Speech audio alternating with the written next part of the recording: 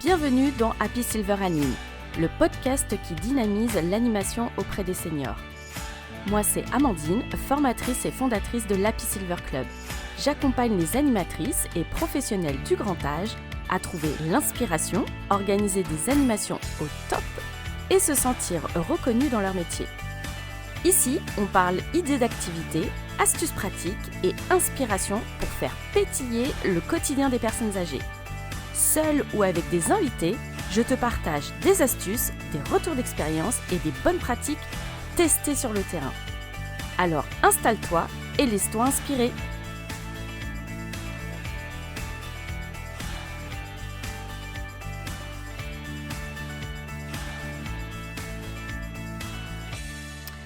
Ouh là là, aujourd'hui un épisode que j'adore puisqu'on va parler calendrier de l'Avent. Et oui, voilà, j'ai envie de t'embarquer dans un épisode tout en lumière et en partage et en magie, et je vais essayer de me calmer, de canaliser mon énergie, donc parce qu'on approche, voilà, d'une période que j'adore, celle de l'Avent. Et tu sais quoi, ce n'est pas réservé qu'aux enfants, ou en tout cas, c'est réservé aussi peut-être à ton enfant intérieur. Bref, les seniors ont aussi le droit à leur part de féerie, de surprise et de chaleur humaine. Donc aujourd'hui, t'as compris, on va parler d'un projet que j'adore mener. Là maintenant, je le fais différemment puisque je le crée plus pour directement les seniors, mais je l'écris maintenant pour vous en tant qu'animatrice. Bref, là, ce que j'ai envie de te partager, c'est comment créer un calendrier de l'Avent collectif pour tes seniors. Donc un projet simple, fédérateur et plein de sens. Alors installe-toi avec ton café, ton chocolat chaud, ton plaid, ton stylo ou ton aspirateur à la main. Oui, je sais qu'il y en a qui m'écoutent en faisant leur ménage ou en train de courir. Donc bon courage à celles qui sont en train de faire du sport. Mais en tout cas, prépare-toi à semer un peu de magie auprès de tes seniors. Alors, on va démarrer déjà. Pourquoi un calendrier de l'Avent collectif ? Alors, tu vois, souvent, en animation, on a tendance à se concentrer sur les fêtes de Noël avec les repas, les chants, les décos. Mais on oublie que le mois de décembre est vraiment une période d'attente, d'émotion et d'espérance.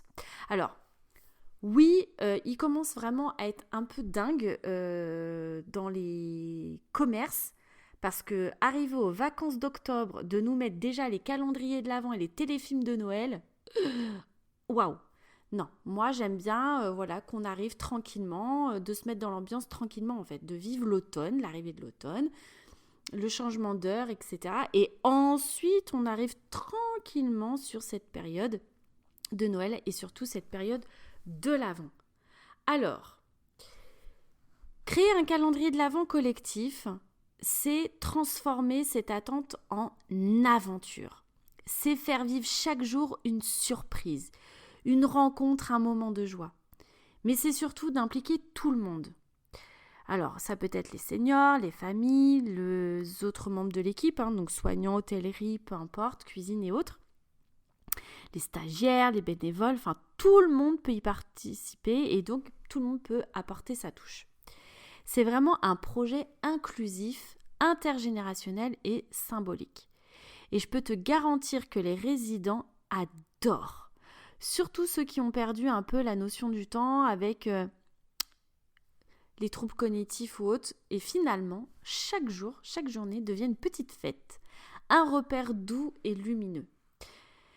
Alors, comment le mettre en place sans te surcharger avec déjà tout ce que tu as, j'imagine, prévu dans cette période-là, pour le mois de Noël, des fêtes de fin d'année. Alors, tu me connais, je suis la première à dire qu'il faut éviter de se rajouter de la charge mentale.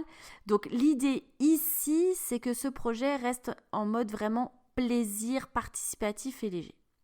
Donc déjà, première chose pour ce calendrier de l'Avent, c'est de choisir le support. Donc, pas besoin d'un matériel de folie, pas besoin d'aller encore investir ou d'utiliser ton budget. Ça peut être une grande affiche avec 24 enveloppes décorées. Ça peut être une corde avec des pinces à linge avec des pochettes suspendues ou même une vieille boîte à chaussures transformée en coffre à surprise. Voilà, on va essayer de faire simple. Le secret, c'est de le rendre visuel, tactile et vivant. Voilà, que les seniors voient chaque jour la progression. Alors, je parle collectif parce que je parle quand on est en établissement, mais ça, c'est valable aussi quand on est à domicile. Ensuite, une fois que tu as choisi le support, c'est le contenu des cases. Et c'est là que la magie opère. Chaque case peut contenir une surprise symbolique, une intention ou un petit défi positif. Alors, je te partage là quelques idées rapides en vrac, mais après, bien sûr que c'est à toi d'aller faire fonctionner ta créativité ou peut-être de t'inspirer du calendrier de l'Avent que je vais proposer qui va arriver pour le mois de décembre.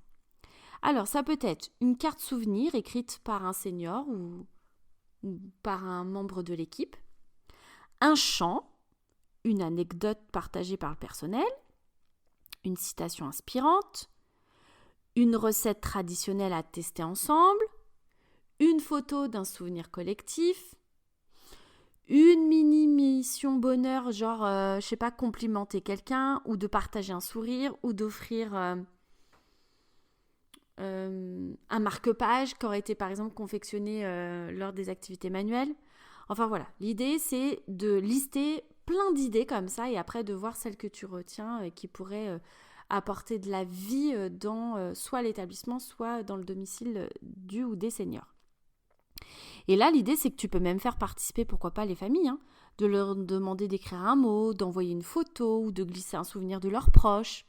Voilà, l'idée, c'est que ce soit inclusif, participatif et surtout positif. Donc, en 1, tu choisis le support, en 2, le contenu des cases enveloppe, peu importe, et en 3, le fameux rituel quotidien. Alors, chaque matin ou à un moment précis de la journée, à toi de voir, mais en tout cas, il faut que ce soit à la même heure, tu ouvres la case du jour avec le ou les seniors. Ou tu fais ouvrir par quelqu'un d'autre, membre du personnel ou des seniors. Mais il faut que ce soit fait de manière collective, pas je décide moi d'ouvrir de mon côté et puis voilà. Tu peux en faire un moment de rituel collectif avec une petite musique, un mot doux, une surprise au moment du goûter. Enfin voilà, à toi de voir comment ça peut vraiment plaire aux seniors que tu accompagnes. Et j'ai envie de te dire, tu peux même aller plus loin. Tu peux par exemple relier chaque jour à une thématique ou une valeur. Par exemple, le jour 1, ça pourrait être autour de la gratitude. Le jour 2, sur la bienveillance. Le jour 3, souvenir d'enfance. Le jour 4, solidarité. Jour 5, humour, etc., etc., etc. Et petit à petit, en fait, ton terrain, donc que ce soit un établissement, une structure ou un domicile, va se transformer en cocon d'atelier du Père Noël, d'amour et de rire et de sens, qui va être quand même plutôt sympa pour les fêtes de fin d'année. Donc, pour le mettre en place sans te surcharger, encore une fois, 1, choix du support, 2, contenu des cases, 3, un rituel à détecter.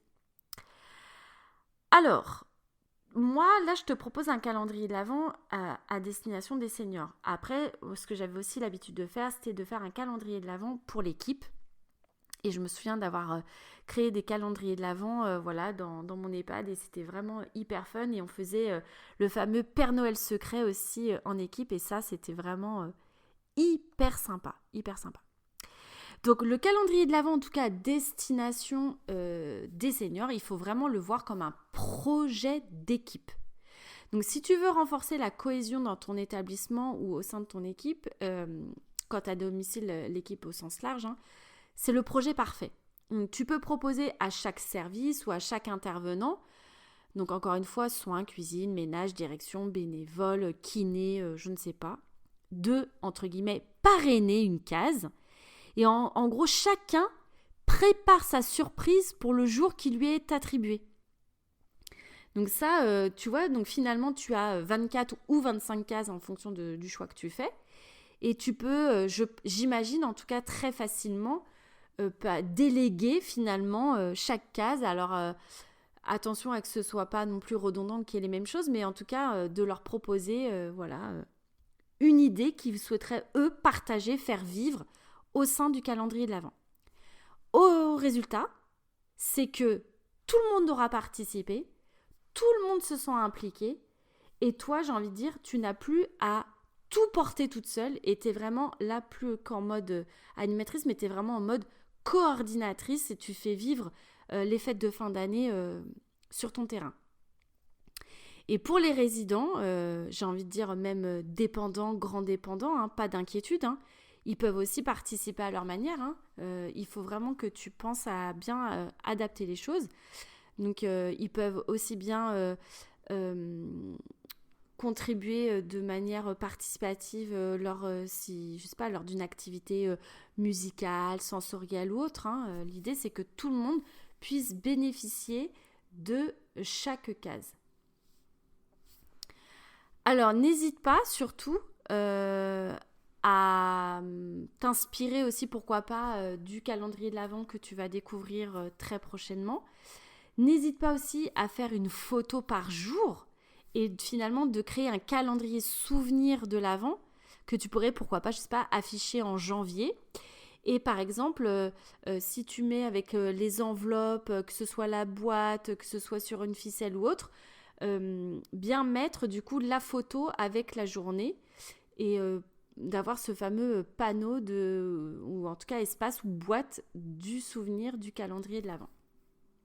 Donc c'est hyper touchant et ça valorise tout le monde. Donc en clair, en résumé, un calendrier de l'Avent collectif, ce n'est pas juste un bricolage de Noël, c'est vraiment un projet de lien, de sens, de vie sociale, vraiment incroyable, un moment de reconnexion. Il rassemble, il apaise, il émerveille et magie de fête de fin d'année. En tout cas, on essaye d'insuffler au maximum cette fameuse magie de Noël. Et au fond, c'est ça ton rôle d'animatrice, de créer du lien, du sens et du sourire un jour après l'autre. Alors n'hésite pas, dis-moi, toi, tu feras quoi ? Est-ce que tu vas en faire un déjà ou pas, calendrier de l'Avent cette année ?